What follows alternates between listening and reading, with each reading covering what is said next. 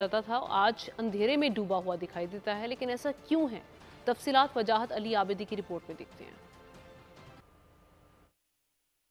रोशनियों का शहर कराची बल्दियाती इदारों की गफलत के बाइस अंधेरों में डूब गया। बल्दिया उज़्मा कराची की जेर इंतज़ाम कराची के 105 बड़े रोड आते हैं, बाकी अंदरूनी रोड टाउन की हदूद में आते हैं।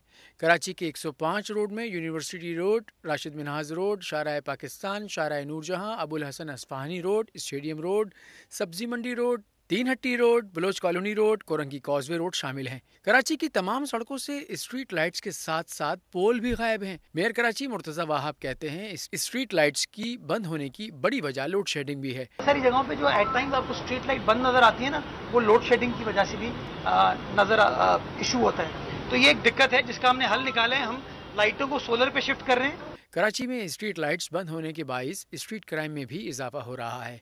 जल्द से जल्द स्ट्रीट लाइट्स की दुरुस्तगी बल्दिया उज़्मा कराची की अव्वलीन तरजीह होनी चाहिए।